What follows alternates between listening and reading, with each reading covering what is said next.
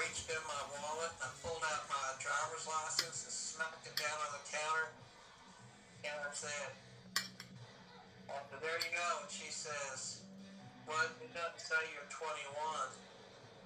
So I reached down, and I wouldn't do something like this if I wasn't drunk, but I reached down and I pulled my zipper down, I whipped my dick out, and I said, lady, if that thing ain't 21, I don't know what is.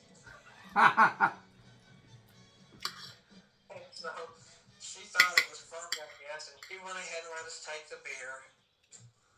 And we left, and the next day, I was so drunk I didn't really remember too much about what happened that night. The next day I found this girl's phone number in my pocket.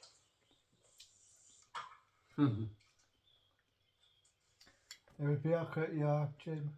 Yeah. We had all kinds of crazy shit happen at that damn house. I believe it. We had these two twins that came over from Stinnett, and they was just dynamite hot looking. And I was about 3 sheets of wind, and I've been over here hitting on this one girl. Ended up, she started making out with me, and I got to take a piss real bad, so I said, hold that thought, and I go into the bathroom, and I'm in there taking a piss. And she comes in there behind me, and she starts trying to fill me up, and all this. I'm just trying to finish pissing. Well, I told her, I said, well, just hold your horses. I said, let me finish pissing. And anyway, she's like, okay, whatever. And I finished pissing, and I turned around, and I was fixing to try to kiss her again, but when I did, everything got all dizzy because I turned around too fast, and I passed out, and I went over and I hit my head on the little heater that was on the floor and knocked myself completely out. And when I came to, was about an hour later, I found out that my cousin had went in there and got this girl, and since I'd passed out, she told me, she said, hey, your lame cousin passed out on me. You want to fuck me? And she's like, okay. So he goes in there and fucks her, right? Well, the next morning, he wakes up and she had written on his belly with lipstick. And she had put on there her name and her phone number. And she says, by the way, I'm only 14. Oh. Which over here, if they're under 18 years of age, and you're more than 3 years older than they are, it's a felony. So, I told my cousin, I said, well, I said, thank God I passed out. I said, I dodged a bullet on that one, but looks like you might be fucked. Yeah. You okay, Mr. Holmes? Yeah. Nothing ever come of it. She never turned him in, or her daddy never found out. Yeah, but how old did she look though? Oh, she was hot. She was a twin. Both her and her sister both looked exactly alike. And they were just fucking hotter than shit. And in a couple of years when they would have been legal, would have been perfect to get with. Maybe both of them at the same time. That would have even been better. Yeah. Yeah, crazy shit,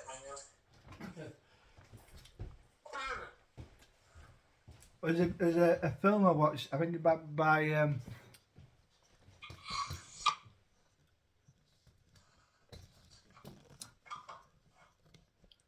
Hammer. I think it's called Straight On Till Morning, and it's about this record producer or some music industry.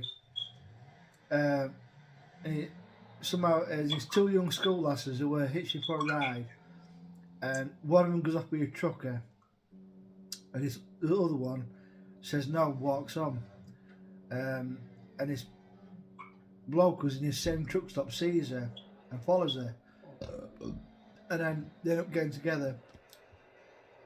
and so just having like lots of rampant sex until she's on his boat and he sees a little bracelet that he's taken off. There's a date of birth on it, and he's like, "Oh shit!" So he says to her, "How old are you?" "Oh, I'm 17. You're 15, aren't you?"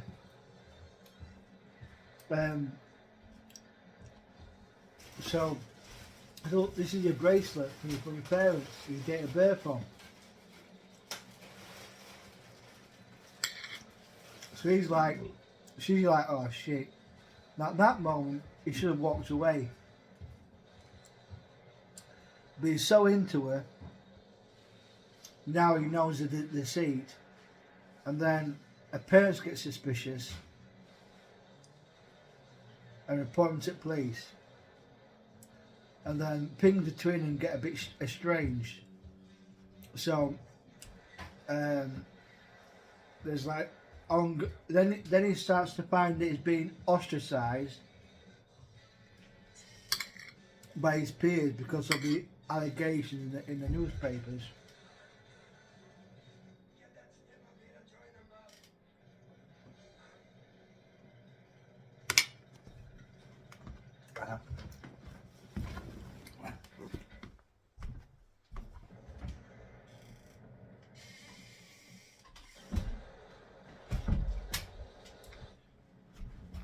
And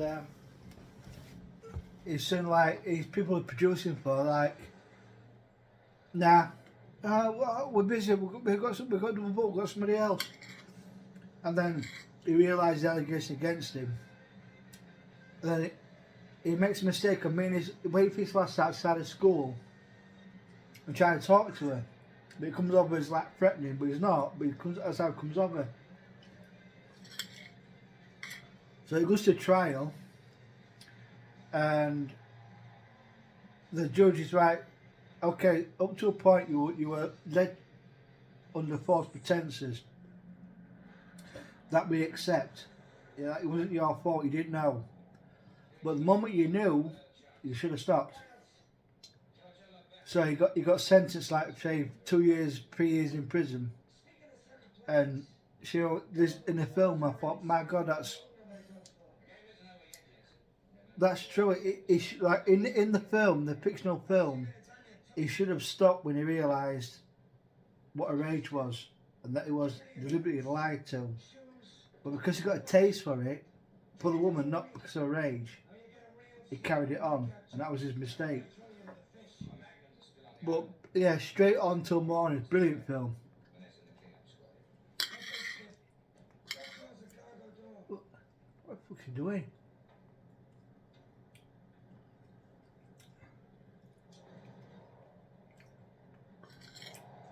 Yeah, I mean, it's pretty, you know, say, just like you turn around too fast, bit wobbly, cracked your head open, and then you woke up, probably thinking, oh, fucking hell, I could have like splurged my load there, and then you're like, oh, my cousin, I woke up and she was pretty 14.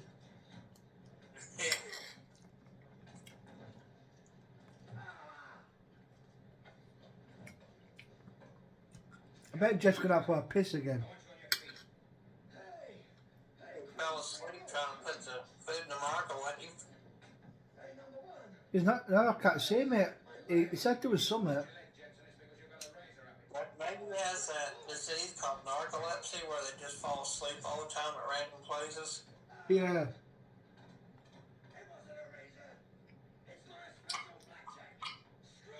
Amber.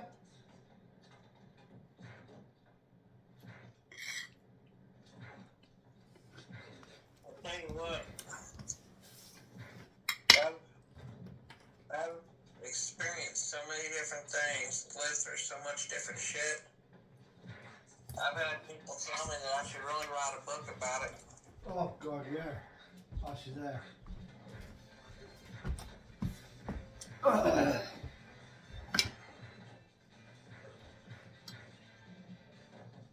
And a lot of people think that I'm full of shit until they get to looking into it and finding out that everything I say is exactly the way stuff happened.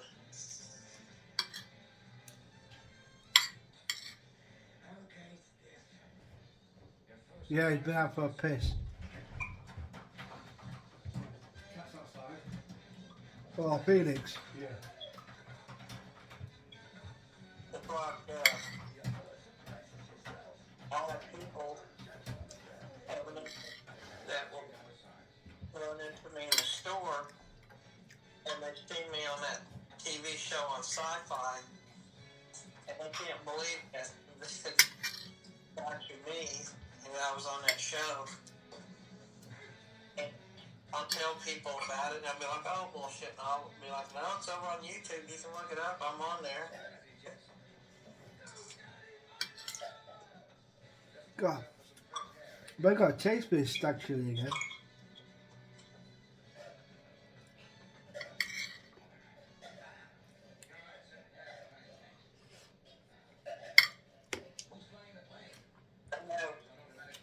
All police that are police officers, they don't believe that I was a chief of police at one time. And the state made it to where you can look up police officers' records now, and they'll go look up my record and see that I was indeed a chief of police.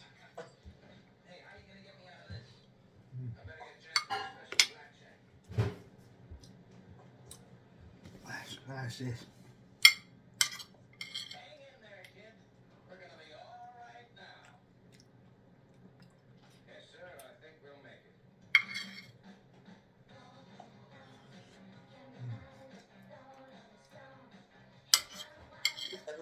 Believe me when I tell them about all the corruption that I run into. And they want to believe that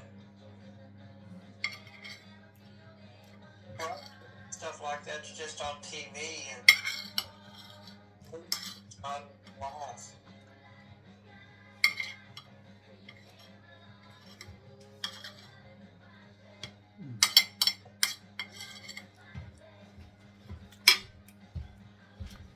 Oh, lovely. Oh. It wasn't like real life. Like everything they did, they had to film from all different kind of camera angles. So they had to do things over and over and over again, the same lines and the same action, and repeating them over and over again, so they could get it from different angles and stuff. But very, a lot of work. A lot of work. You ought to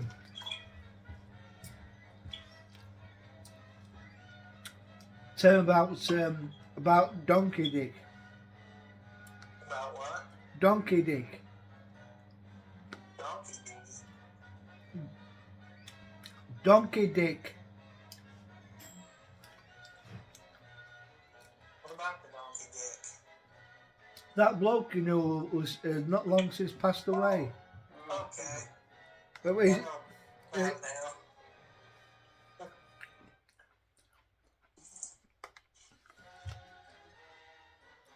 he gets spot at microwave.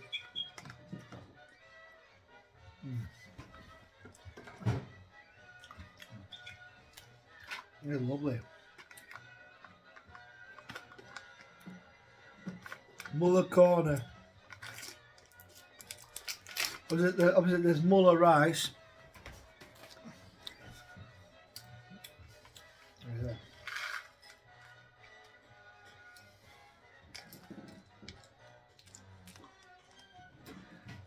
I remember when I was in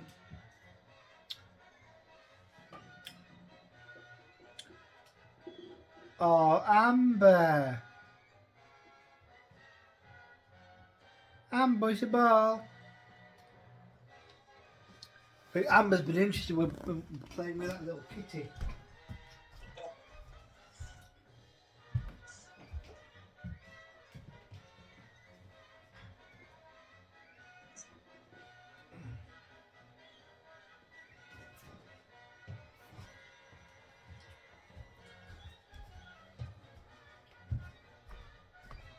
Amber. Amber. Amber.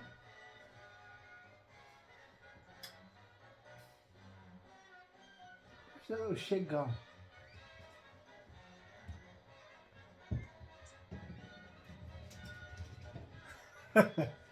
No, she's excited.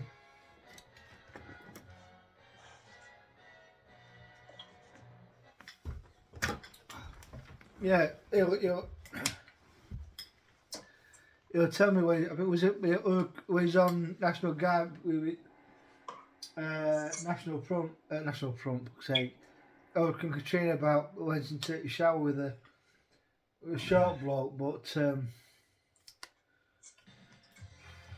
yeah, he had an advantage. Yeah, Peter was, I was telling Peter, a buddy of mine from the state guard, from the military unit I was in, who recently passed away from, he had a heart problem he'd had for about 3 years. This guy was a little short guy. His name was Sergeant Lee, John Lee. And Sergeant Lee had a big old thick, looked like one of them mustaches like them porn stars had back in the 1970s. And he was a little short bastard, about 5'6". And he had been in the Army originally. He was an armorer in the Army. He worked on guns. And then he got out of the Army and he went into the Navy. And he was a Navy Seabee, which they're the construction workers for the Navy. And he got out of the Navy and then he went into the National Guard. And he retired from the National Guard, and then he went to the State Guard. So we had this bike race mission where we were doing road guard for the bike racers. We'd stand out there with the vest on and direct traffic, block traffic for the bicycle racers to go by. And it was a 150-mile race. And so through several different cities, and we ended up having to stay the night because they would race down to one city, then turn around and come back and race to the other. And so when we got to where we were going to, they put us up in a college dormitory room that had a bunch of college dormitories, and they had showers that was like communal showers, like it was just the little sprickets on the wall, and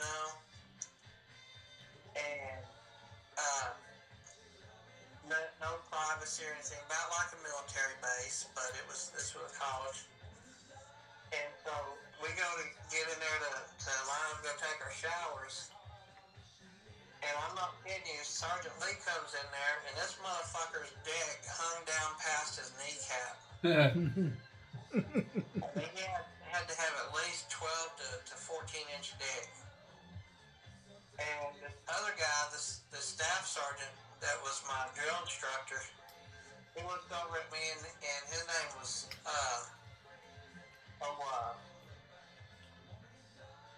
Sergeant James. Sergeant James looks at me and says, "Scully, you better not drop the soap in here because that man's got more meat than a fucking pack mule.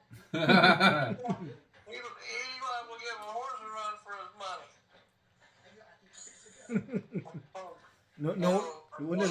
Sergeant Lee just looked over and just grinned. It's no wonder the fucking heart problem. To get blood pressure to get that thing up, it would have caused I was having a fucking heart attack. Yeah, that's enough to make you self-conscious. And you know what? That wasn't even hard. That was just swinging between his legs. It was that long.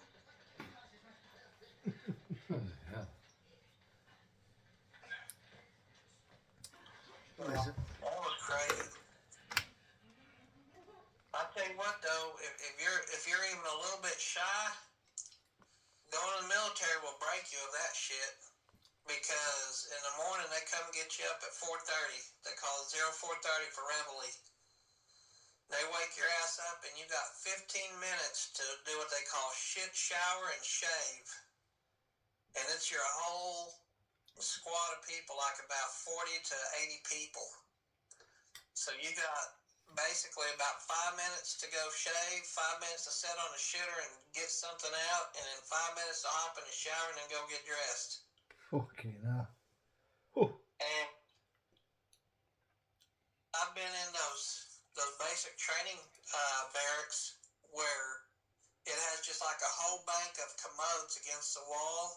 And there's no stall doors, no separation. There's no privacy whatsoever. Out in the fields, they would have field latrines, where literally what it was is a pipe with a hole on the pipe about this big, about 2.5, 3 inches big around, and you stand around a circle on it and piss down the pipe. So you got about 4 or 5 guys standing around there in a circle with their dicks out trying to piss down that pipe. He's taking the piss. Listen, we're gonna knock it off now. We're gonna watch our final film and then we're gonna call it quits. But I will catch you later on. Okay. I'll talk to you later. Talk to you later. That fucking thing.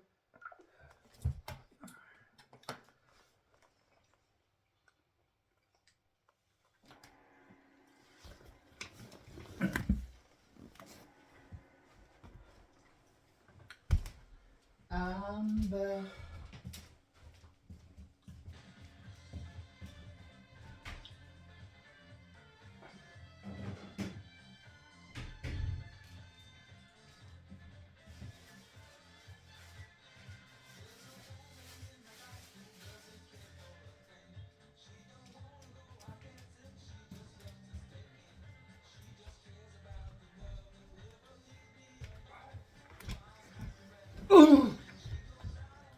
What's that thing on red?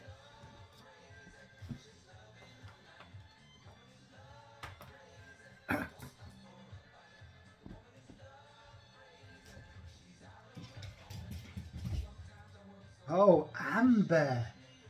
Oh, amber. Amber.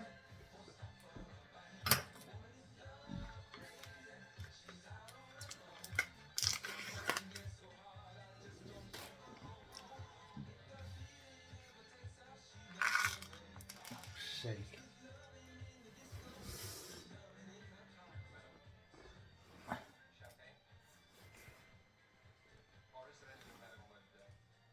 Oh.